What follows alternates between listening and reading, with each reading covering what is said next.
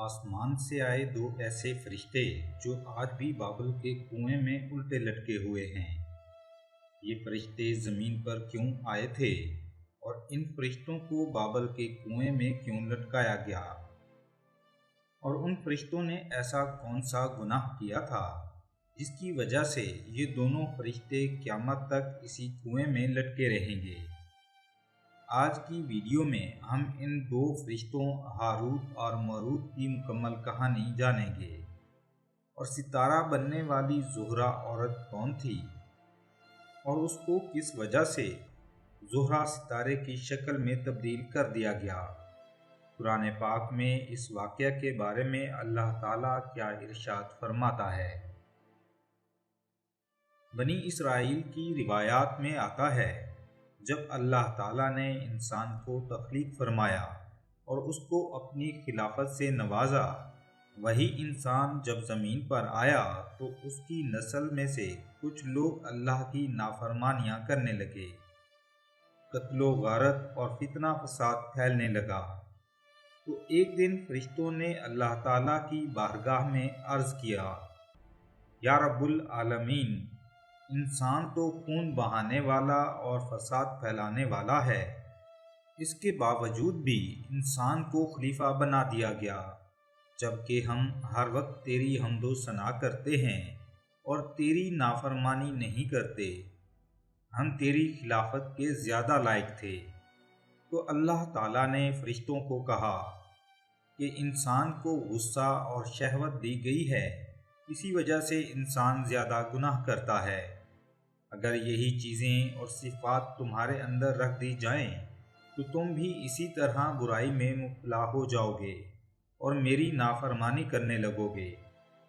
تو اس بات پر فرشتے بولے کہ یا رب العالمین، ہم تو گناہ کے قریب بھی نہ جائیں گے۔ تو اللہ تعالیٰ نے فرشتوں کو حکم ارشاد فرمایا، اپنی جماعت میں سے دو فرشتے جن کا نام ہاروت اور ماروت تھا، جو کہ بہت زیادہ متقی اور پرہیزگار تھے اور اللہ تعالیٰ کے عبادت گزار فرشتے تھے، ان فرشتوں کو چن لیا۔ چنانچہ اللہ تعالیٰ نے ان دونوں فرشتوں کو انسانی خواہشات دے کر غصہ اور شہوت ان کے اندر رکھ کر زمین پر اتار دیا۔ روایات میں آتا ہے یہ دونوں فرشتے صبح زمین پر آتے اور شام کو آسمان پر چلے جاتے۔ یہ معمول اسی طرح چلتا رہا۔ آہستہ آہستہ یہ دونوں فرشتے بابل شہر میں پہنچ گئے اور وہاں یہ دونوں فرشتے انسانوں کے درمیان عدل و انصاف کے فیصلے کیا کرتے تھے۔ آہستہ آہستہ ان دونوں فرشتوں کی شہرت پورے شہر میں پھیل گئی۔ اسی بابل شہر میں ایک زہرہ نامی خوبصورت لڑکی رہتی تھی، جس پر پورا شہر جان چھڑکتا تھا، لیکن یہ خوبصورت لڑکی اپنے شوہر کے سوا کسی کی طرف آنکھ اٹھا کر نہ دیکھتی۔ ایک دن ان دونوں فرشتوں نے زہرہ نامی اس حسین لڑکی کو دیکھا تو دیکھتے ہی اس پر دل ہار بیٹھے۔ یہ دونوں فرشتے اس زہرہ نامی عورت کے پاس گئے اور اس سے اپنی خواہش پوری کرنے کا کہا۔ اس زہرہ نامی عورت نے کہا، میرا اور تمہارا دین الگ الگ ہے، میں تمہاری خواہش اس وقت پورا کروں گی جب تم اپنا دین چھوڑ کر میرے دین کو قبول کر لو گے۔ تو فرشتوں نے عورت سے پوچھا کہ تمہارا مذہب کون سا ہے؟ تو اس نے کہا، میں فلاں بت کی پوجا کرتی ہوں، اگر تم اپنے مذہب کو چھوڑ کر میرے اس بت کو خدا مان لو گے تو میں تمہاری خواہش پوری کر دوں گی۔ فرشتے یہ بات سن کر واپس چلے گئے اور اس کے مذہب کو قبول کرنے سے انکار کر دیا۔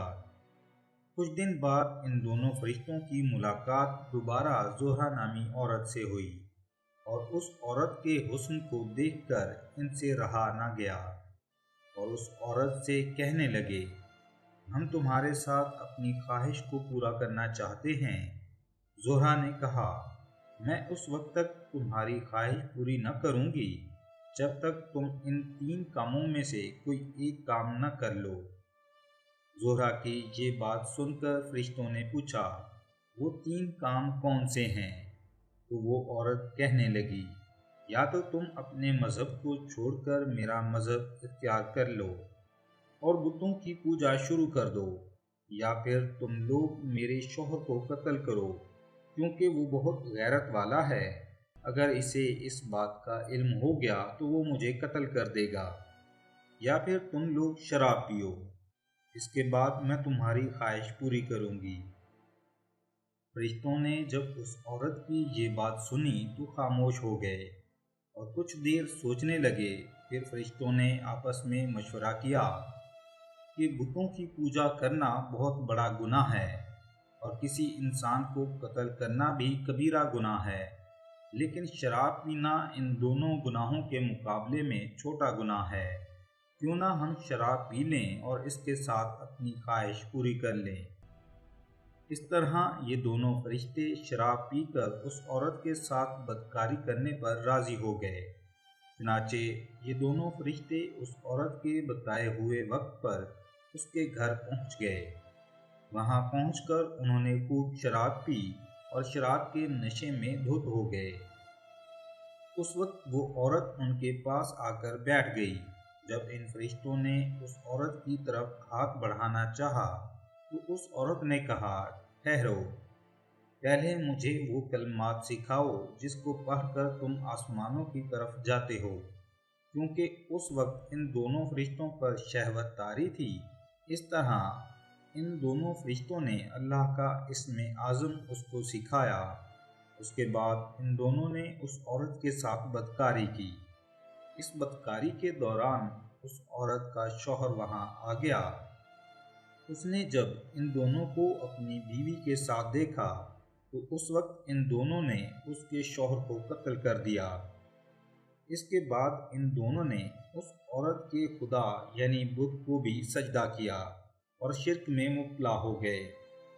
اس طرح فرشتے جب اس عورت کے ساتھ اپنی خواہش پوری کر چکے تو اس عورت نے وہ کلمات پڑھے جو کلمات فرشتوں نے اس کو سکھائے تھے۔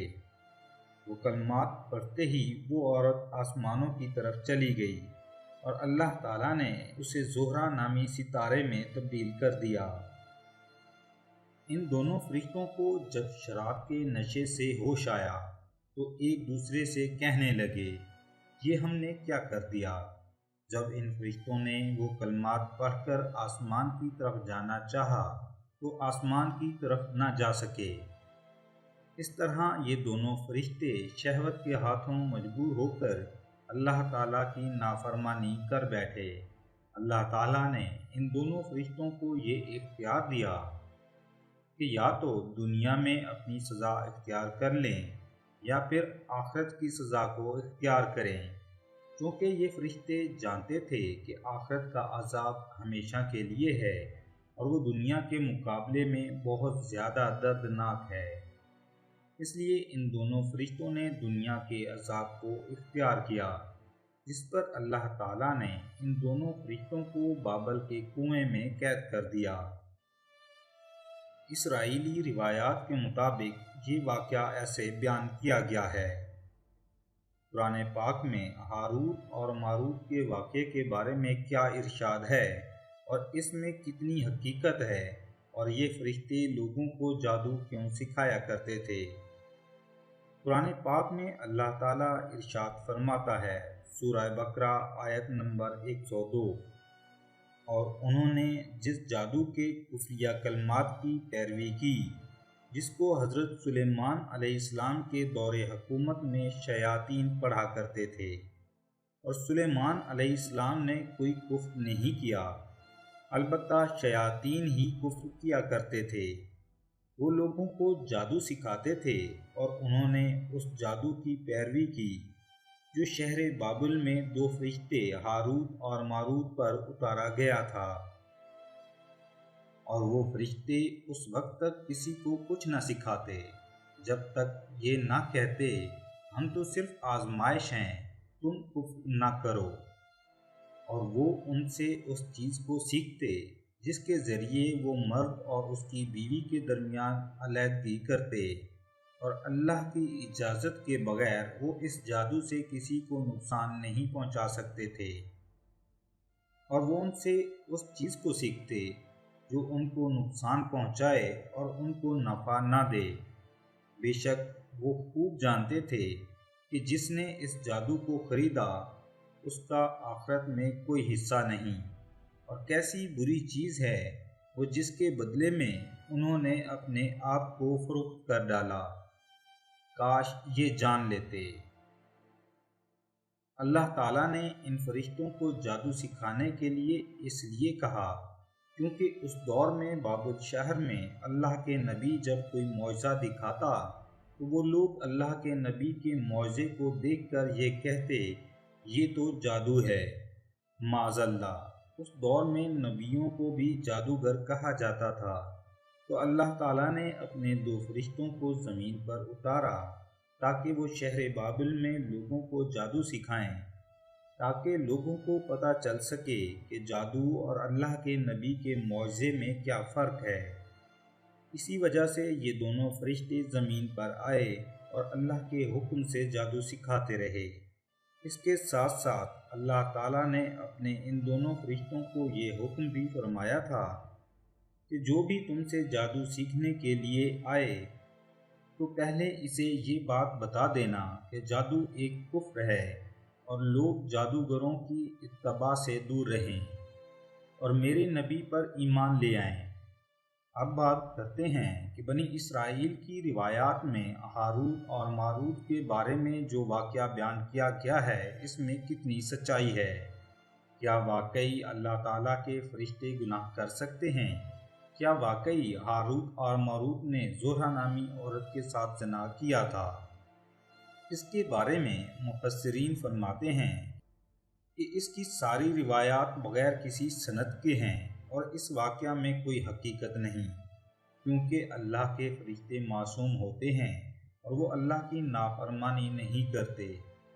لیکن ہاروت اور ماروت کے قصے کے متعلق حضور صلی اللہ علیہ وآلہ وسلم کی کوئی حدیث موجود نہیں، اس لیے اللہ تعالیٰ نے قرآن مجید میں ہاروت اور ماروت کے واقعے کو جس قدر بیان کیا ہے اور جتنا بیان کیا ہے اس واقعے پر ہمارا ایمان لانا ضروری ہے، اور ہم اتنے ہی واقعے پر ایمان لاتے ہیں۔ اور بنی اسرائیل کی جتنی بھی روایات ہیں وہ تمام کی تمام ضعیف ہیں۔ اللہ تعالیٰ سے دعا ہے اللہ اپنے حبیب کے صدقے ہمارے تمام گناہ معاف فرما دے اور حضور صلی اللہ علیہ وآلہ وسلم کی محبت میں جینا مرنا نصیب